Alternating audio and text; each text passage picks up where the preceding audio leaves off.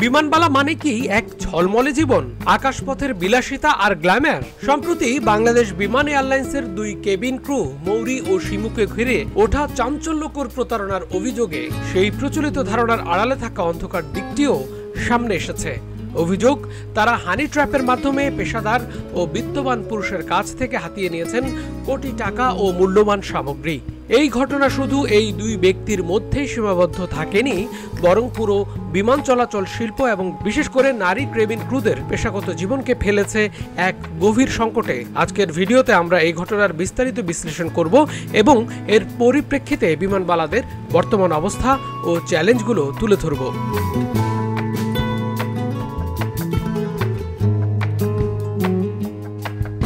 আকাশে ওড়ার স্বপ্ন কার না থাকে, আর বিমানবালাদের জীবনকে আমরা দেখি এক অন্যরকম গ্ল্যামার ও সুনামের মিশেলে। কিন্তু সম্প্রতি খাদিজা সুলতানা শিমু ও এমএসটি মৌরি নামের দুই বিমানবালার বিরুদ্ধে ওঠা গুরুতর অভিযোগগুলো এক স্বপ্নীল জগতে ধাক্কা দিয়েছে।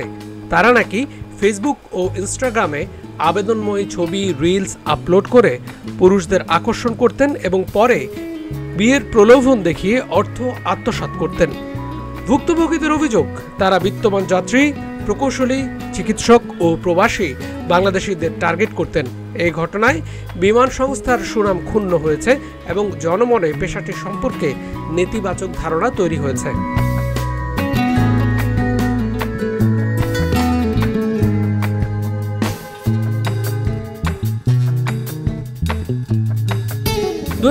সালের শেষের দিকে সামাজিক যোগাযোগ মাধ্যমে এক এয়ারক্রাফট মেইনটেনেন্স ইঞ্জিনিয়ারের সঙ্গে শিমুর পরিচয় হয়।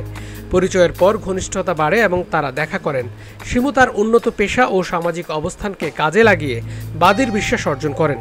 আরেক ভুক্তভোগী একজন বেসরকারি এয়ারলাইন্সের ঊর্ধ্বতন কর্মকর্তা অভিযোগ করেন যে শিমু তার কাছ থেকে বিয়ে এবং অন্যান্য খরচের কথা বলে প্রায় 2,17,00,000 টাকা, 4 লাখ টাকা নগদ এবং 1.5 লাখ টাকার হীরের আংটি হাতিয়ে নিয়েছে। ভুক্তভোগীরা আরও জানান, মৌরি ও শিমু একসঙ্গে কাজ করতেন এবং তারা টেস্ট চেঞ্জ করার কথা বলে 2 মাসের বেশি কারো সঙ্গে সম্পর্ক রাখতেন না। তারা ব্যক্তিগত মুহূর্তের ভিডিও ধারণ করে পরবর্তীতে তা দিয়ে ব্ল্যাকমেইল করার হুমকিও দিতেন, যাতে ভুক্তভোগীরা আইনি পদক্ষেপ না নেন।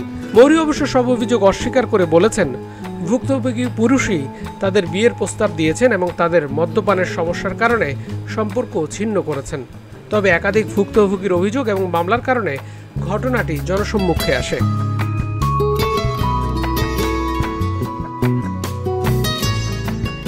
সাধারণ মানুষের চোখে বিমানবালাদের জীবন মানেই দামি পোশাক, বিভিন্ন দেশে ভ্রমণ, বিলাসবহুল হোটেলে থাকা এবং মোটা অঙ্কের বেতন। কিন্তু বাস্তবতা প্রায়শই ভিন্ন।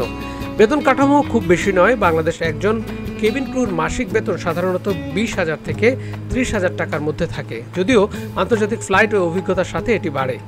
কর্মপরিবেশ রয়েছে দীর্ঘ সময় দাঁড়িয়ে থাকা, জেট ল্যাগ, শারীরিক ও মানসিক চাপ এবং প্রায়শ যাত্রীদের অপ্রীতিকর আচরণের শিকার হওয়ার ঝুঁকি। এই পেশার সাথে জড়িত গ্ল্যামারাস ভাবমূর্তি অনেক সময় কিছু অসাধু ব্যক্তিকে সুযোগ নিতে প্রলুব্ধ করে। মৌরি ও শিমুর ঘটনা এই পেশার অন্ধকার দিকটি উন্মোচন করেছে। তারা বিমান সংস্থার ভাবমূর্তিকে পুঁজি করে নিজেদের ব্যক্তিগত স্বার্থ হাসিল করেছেন।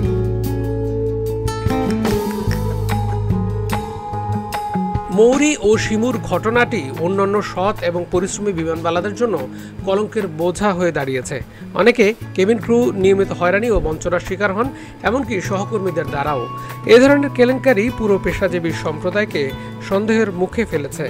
বিমান সংস্থা, বিশেষ করে রাষ্ট্রীয় পতাকাবাহী বিমান বাংলাদেশ এয়ারলাইন্স, এই ঘটনার ফলে বড় ধরনের ভাবমূর্তি সংকটে পড়েছে। এ পেশার জন্য নৈতিকতা ও সততার মানদণ্ড অনেক গুরুত্বপূর্ণ, কারণ এখানে যাত্রীদের নিরাপত্তা ও আস্থার বিষয় জড়িত।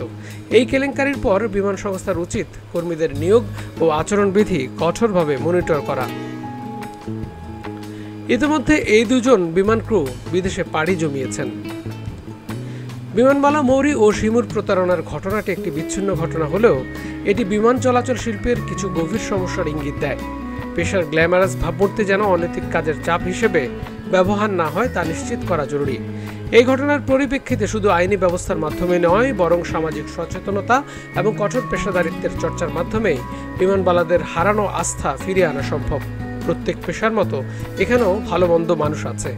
এই গুটি কয়েক মানুষের জন্য পুরো পেশাটি যেন কলঙ্কিত না হয় সেদিকে আমাদের নজর রাখতে হবে। সুপ্রিয় দর্শক, এই ভিডিওটি ভালো লাগলে আমাদের চ্যানেলটি সাবস্ক্রাইব করুন, সঙ্গেই থাকুন আমাদের।